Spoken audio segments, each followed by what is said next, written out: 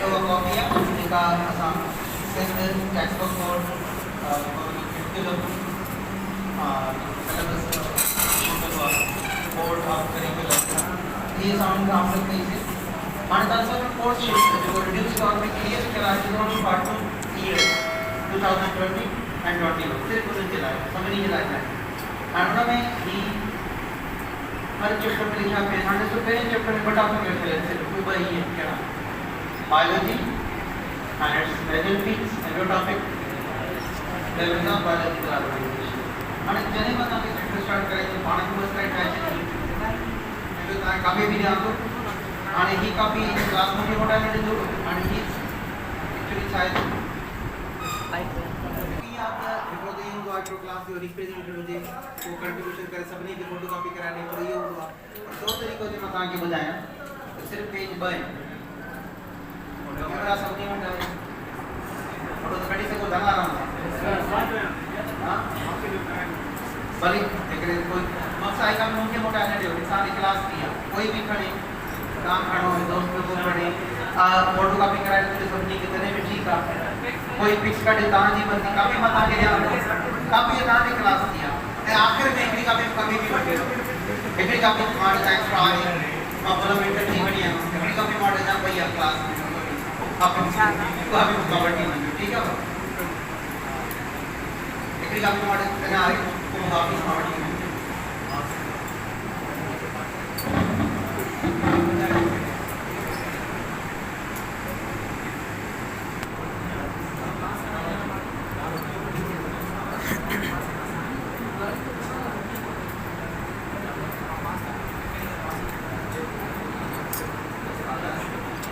its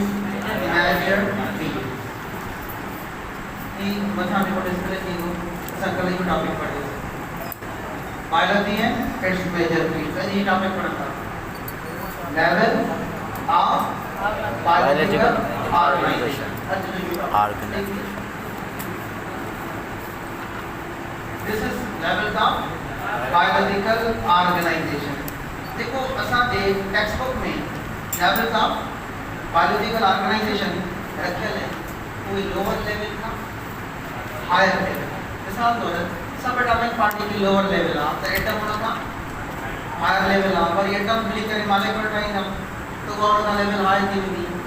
बड़ी molecule मिली करे सेल ऑर्गेनिक टाइम था वो लेवल होना था हाई थी भी फिर वो मिली करे सेल टाइम था तो ये लोअर लेवल का हायर लेवल देंगे था ठीक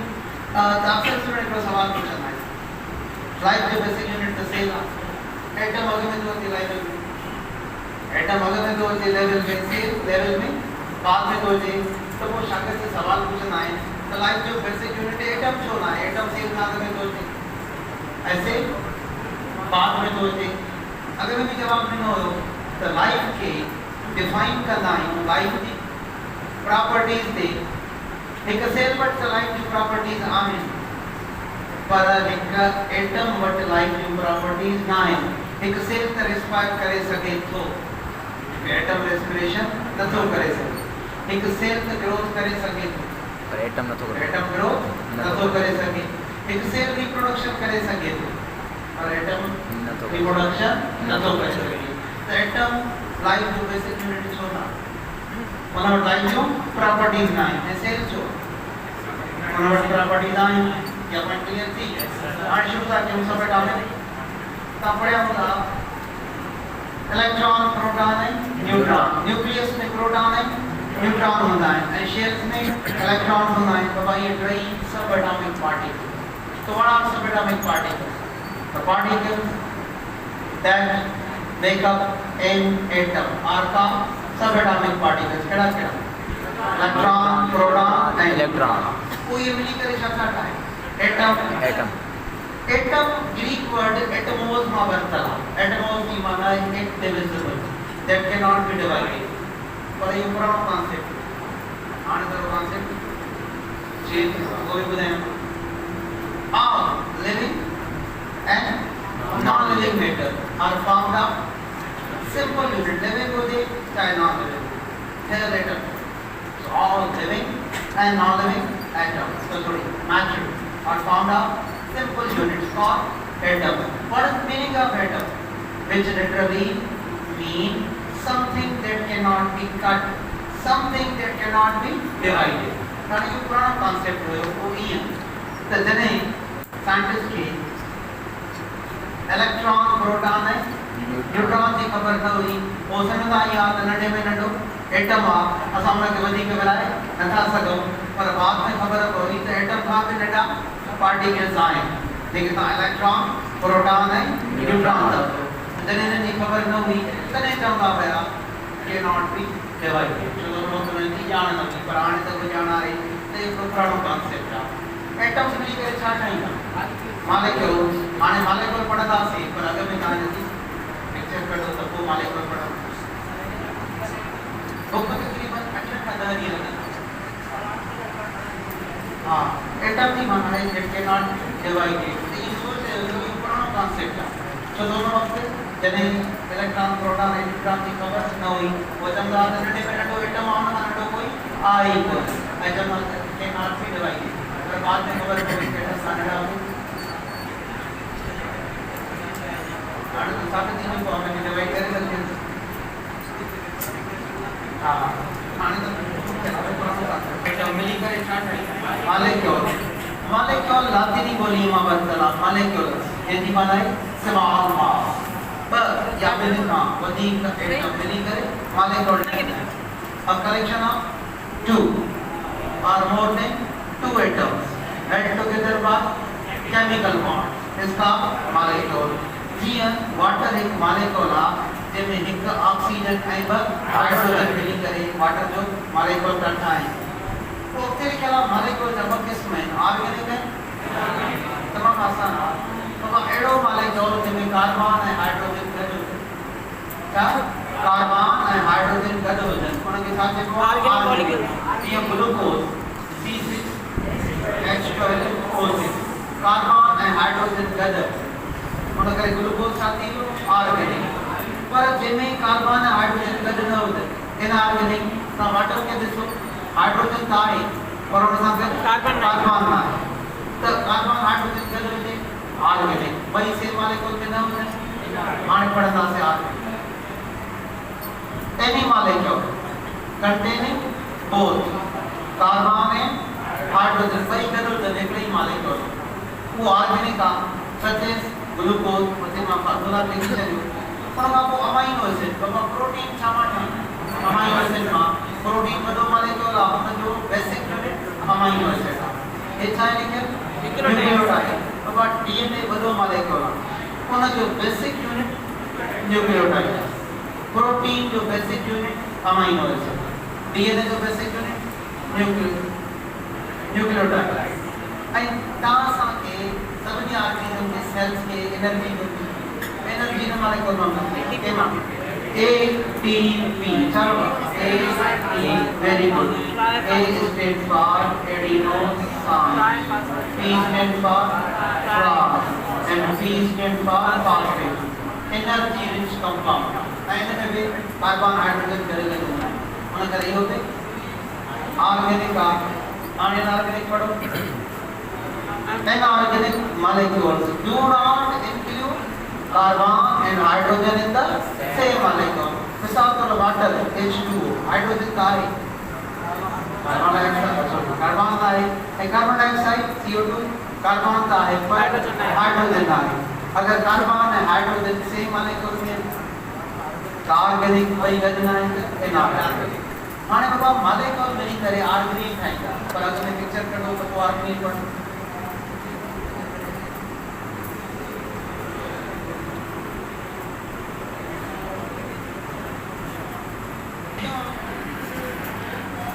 हाणे असांखे पढ़णो आहे सेल आर्गेनिन जीअं दोस्त क्वेश्चन पुछियो त आर्गेनिन लफ़्ज़ जी माना छा आहे त भाई ये आर्गेनिन लफ़्ज़ जी माना लिटिल आर्गन छा लिटिल आर्गन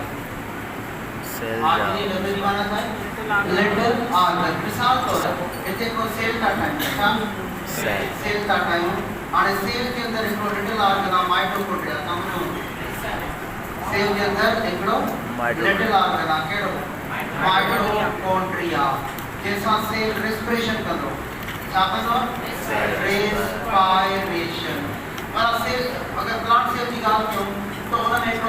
ऑर्गन ता पढ़ियो तो क्लोरोप्लास्ट कोई ॿुधाई तो अगर प्लांट सेल जे अंदर क्लोरोप्लास्ट आ तो वो कंदो छा सर किनिंग कलर ॾींदो आहे प्लांट खे छा फोटोसिंथेसिस कंदो आहे यस सर बिल्कुल फोटोसिंथेसिस कंदो आहे पिगमेंट जे ज़रिए उन पिगमेंट जो नालो क्लोरोफिल आहे हाणे पढ़ो वारे खे छा आहे माना ॿुधाए छॾी मां ॾेढ नालो any organized or specialized structure within a living cell का ऑर्गेनिक ऑर्गेनिक माना छा आहे ॾेढ ऑर्गन हाणे जो mitochondria respiratory organ so mitochondria के जरिए से रेस्पिरेशन कंदो आहे क्लोरोप्लास्ट फोटोसिंथेटिक ऑर्गन जो फोटोसिंथेसिस कंदो आहे विच में छा आहे एंडोप्लाज्मिक रेटिकुलम सेल के अंदर ट्यूब्स जो नेटवर्क होंदो आहे सब ट्यूब्स जो नेटवर्क होंदो आहे इनके चइबो आहे एंडोप्लाज्मिक रेटिकुलम जेका सेल जी सर्कुलेशन कंदो आहे छा सेल जो सर्कुलेटरी सिस्टम ठाहींदो आहे असां वटि हार्ट आहे पंपिंग कंदी ब्लड सर्कुलेशन कंदी सेल वटि त ब्लड कोन्हे आरएनए खे जगह खां ॿी जगह ताईं पहुचाइणो आहे केरु पहुचाईंदो एंडोप्लाज्मिक रेटिकुलम या कोई मटीरियल हिकु जगह खां ॿी जगह ताईं पहुचाइणो आहे केरु पहुचाईंदो एंडोप्लाज्मिक रेटिकुलम त इहे ॿ ऑर्गेनिक पोइ ऑर्गेनिक मिली करे छा था ठाहिनि सेल हिते बि सेल ठहियो ऑल ऑफ द सेल ठहियो what is cell cell is basic organizational unit of हाणे तव्हां ॿुधायो एटम काथे में पढ़ी आयासीं सेल लाइफ जो बेसिक यूनिट छो आहे एटम छो छाकाणि त प्रॉपर्टीज हिकु सेल का रेस्पिरेशन करे सके तो एटम रेस्पिरेशन नथो करे सके सेल ग्रोथ करे सके रिप्रोडक्शन करे सके तो एटम नथो करे सके इन वटि लाइफ जो प्रॉपर्टी है उन वटि लाइफ जो प्रॉपर्टी है तो पिक्चर में यस सर तो मतलब पढ़ाए केड़ो वारो मतलब ऑर्गेनिक दीवार ऑर्गेनिक माना जटिल ऑर्गन सेल के अंदर जटिल ऑर्गन होता है और इनको डिफरेंट फंक्शन हुआ माइटोकॉन्ड्रिया रेस्पिरेशन करतो रेस्पिरेटरी ऑर्गन क्लोरोप्लास्ट फोटोसिंथेसिस कंदो photosynthetic organ endoplasmic reticulum material एक जगह का बी जगह ताईं पहुंचाएंगे सर्कुलेटरी ऑर्गन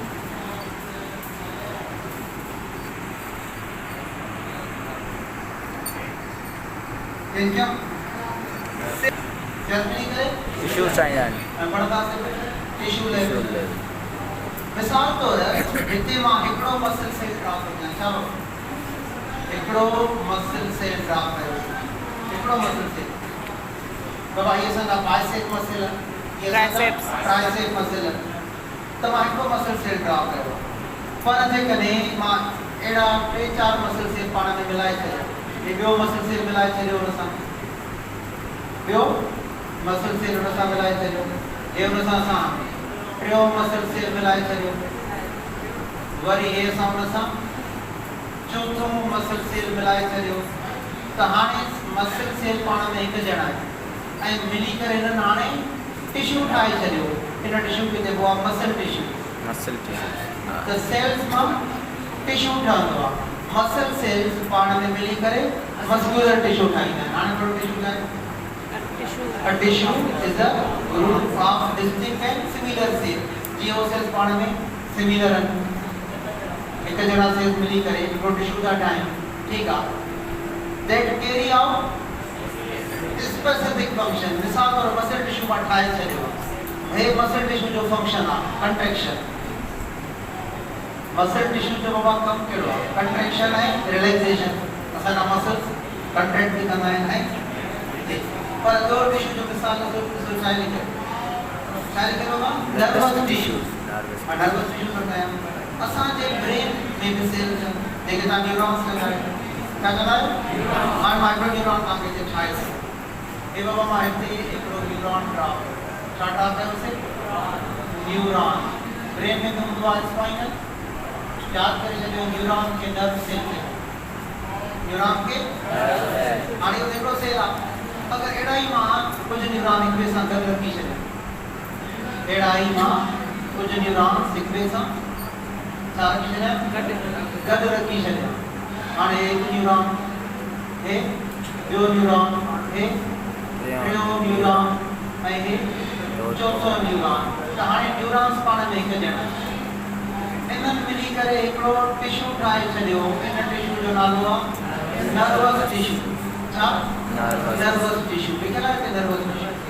वो है जेको भी न्यूरॉन ना मिसाल तो है हिकड़ो न्यूरॉन मिसाल तो है हिकड़ो न्यूरॉन बाबा हर न्यूरॉन सिग्नल मोकली तो अगते परंतु हिकड़ो न्यूरॉन तो न्यूरॉन अगते छा मोकली तो सिग्नल उन सिग्नल के नर्व इंपल्स जे छा चको नर्व इंपल्स आने को हिता पड़े फॉर एग्जांपल मसल tissue is for contraction nerve tissue is for conduction माना सिग्नल एक जगह का ॿी जगह ताईं पहुचाइण ऐं उन सिग्नल खे जेको आहे नर्व इंपल्स का चइबो नर्व इंपल्स अञा अॻिते पढ़ो एंड सीक्रेशन माना ख़ारिज करण भई छा खे ख़ारिज करण स्पेशलाइज्ड केमिकल न्यूरोट्रांसमीटर हाणे इहो सम्झो न्यूरॉन्स मां केमिकल रिलीज थींदा आहिनि छा चइबो आहे न्यूरोट्रांसमीटर थोरो सम्झो अब हिते मां ड्रॉप कयो न्यूरॉन 1 छा हिते मां ड्रॉप कयो न्यूरॉन 2 छा ड्रॉप कयो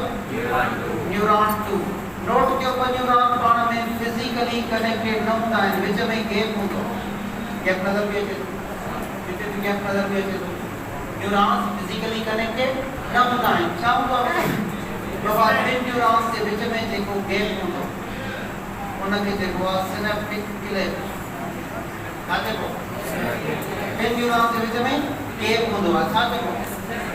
तो पाणी क्वेश्चन आहे हिन न्यूरॉन के सिग्नल मोकिलिणो आहे न्यूरॉन 2 पाण हुन सां कनेक्टेड ई न आहे त ज़रूर को केमिकल ख़ारिज कंदो जेको हिन मां रिलीज थिए ऐं ॿिए न्यूरॉन खे सिग्नल ॾे त हीउ न्यूरॉन हिकिड़ो केमिकल रिलीज कंदो उहो केमिकल हिन खे सिग्नल पहुचाईंदो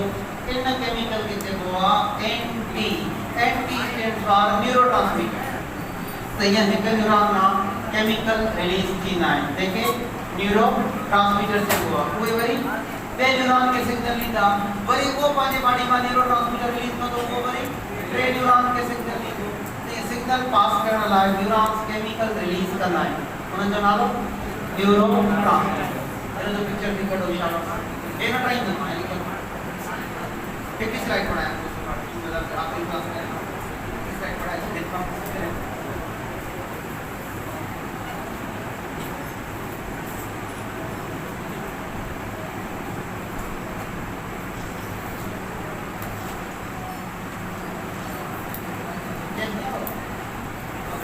वीडियो रिकॉर्ड कर जी समझो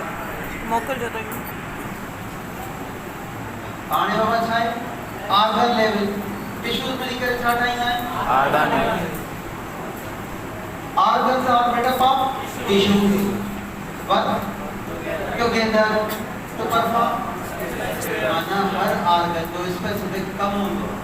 हाणे टे ऑर्गन छा पिया आहिनि सॉरी लिखिया पिया हार्ट किडनीज है अब हार्ट जो अलग फंक्शन ऑर्गन पंपिंग ब्लड के पंप कंदी किडनी यूरिन के खारिज कंदी एक्सक्रीशन फिर रेस्पिरेशन तो ठीक है हाणे अचो आखिरी स्लाइड पे ही डायग्राम आखिरी पॉइंट समझण लाइ ठाही तो उनको मकसद हुनजे जे लाइ मालूम ठाही ठीक पिक्चर कढो तो पोइ ॿुधायां त मां ही डायग्राम छो ठाही हिन जो पिक्चर कढो हिन खां पोइ आखिरी स्लाइड आहे उन वधीक न पढ़ंदा सिर्फ़ वो मूंखे पिक्चर सम्झणी आहे ड्रॉप करण जो हिकिड़ो ख़ासि मक़सदु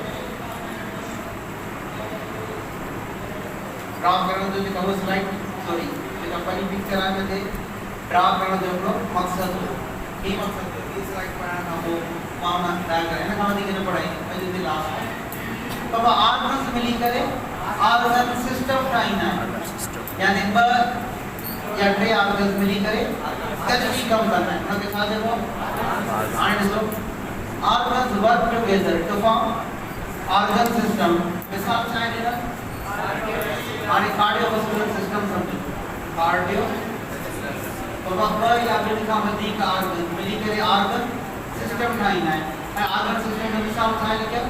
cardiovascular system cardio means heart cardio means vascular means blood vessel vascular means ऐं तव्हां पढ़ियो हूंदो ब्लड वेसल्स ॿिनि क़िस्मनि जा आहिनि आर्टरीज़ ऐं वेन्स पढ़िया हूंदा हाणे आर्टरीज़ हार्ट खां ब्लड अॻिते खणींदा वेन्स ब्लड मोटाईंदा आहिनि हार्ट ॾे हार्ट अलॻि ऑर्गन आर्टरी अलग आर ऐं वेन टे आर्गन गॾिजी कमु था कनि टे आर्गन कोन करे छा थियो ऑर्गन सिस्टम डाइजेस्टिव सिस्टम में टे आर्गन गॾिजी कमु था कनि स्टमक अलग आर्गन आहे स्मॉल इंटेस्टाइन अलग आर्गन आहे लार्ज इंटेस्टाइन अलग आर्गन आहे टे आर्गन गॾिजी था कमु कनि डाइजेस्टिव सिस्टम नर्वस सिस्टम में ॿ आर्गन गॾिजी कमु था कनि हिकु ब्रेन जो स्पाइनल कॉर्ड इसताईं क्लियर थियो और लास्ट पॉइंट जिते मां लेक्चरिंग करणो आहे जंहिंमें आर्गन सिस्टम हूंदो आहे उनखे ऑर्गेनिज्म चइबो जंहिंमें आर्गन सिस्टम हूंदो आहे उनखे ऐं ऑर्गेनिज्म में क़िस्मनि जा आहिनि जंहिंमें हिकु सेल हुजे यूनिसेल्यूलर जंहिंमें घणा हुजनि त हाणे शागिर्द हिते कंफ्यूज़ थींदो आहे शागिर्द चवंदो आहे मल्टी सेल्यूलर में आर्गन सिस्टम आहे मल्टी सेल्यूलर में आर्गन सिस्टम आहे छो त मल्टी सेल्यूलर में हार्ट अलग आर्गन आहे समझो ऐं हार्ट खां अलावा ब्रेन किडनी सॉरी फेफड़ लंग्स अलग आर्गन आहे ठीक आहे ऐं मिसाल तौर स्टमक अलग आर्गन आहे फॉर एग्जांपल हाणे हिते शागिर्द कंफ्यूज न थींदो मन वटि हार्ट आहे अलग आर्गन फेफड़ अलग आर्गन शागिर्द कंफ्यूज थींदो आहे यूनिसेल्यूलर इहो सेल ई कार्ड वटि त टिश्यूज़ ई कोन आहिनि टिश्यूज़ न हूंदा त हिन वटि ऑर्गन्स बि न हूंदा ऐं त हुन में ऑर्गन सिस्टम आहे ई न त कोई ऑर्गेनिज्म कीअं आहे उन लाइ मां उहो डायग्राम ठाही आहे त भाई हिन वटि ऑर्गन्स आहिनि पर लिटिल ऑर्गन पहले ॾिसो ही रेस्पिरेशन थो करे फेफड़नि सां हू रेस्पिरेशन थो करे माइटोकॉन्ड्रिया सां रेस्पिरेशन त ॿई करे रहिया आहिनि हिन वटि मैक्रो ऑर्गन आहे हुन वटि माइक्रो ऑर्गन आहे ही डाइजेशन तो करे स्टमक सां ही डाइजेशन कंदो लाइसोसोम सां छा सां लाइसोसोम सां त डाइजेशन तो वही करे रहिया आहिनि वो वॾे ऑर्गन्स आहे हिन वटि सर्कुलेशन लाइ हार्ट आहे ऐं हिन वटि सर्कुलेशन लाइ एंडोप्लाज्मिक रेटिकुलम आहे त यादि करे छॾियो हिकु सेल में माइक्रो ऑर्गन सिस्टम आहे हिकु सेल में माइक्रो ऑर्गन सिस्टम आहे ऐं हिकु मल्टी सेल्यूलर ऑर्गेनिज्म में मैक्रो ऑर्गन सिस्टम हाणे ॿुधायो ऑर्गन सिस्टम के वटि हूंदो आहे मल्टी सेल्यूलर वटि या यूनिसेल्यूलर विनी वटि हिकिड़े वटि माइक्रो ऑर्गन सिस्टम ॿिए वटि मैक्रो ऑर्गन सिस्टम उन करे ॿई ऑर्गेनिज्म आहे पिक्चर कढी छॾियो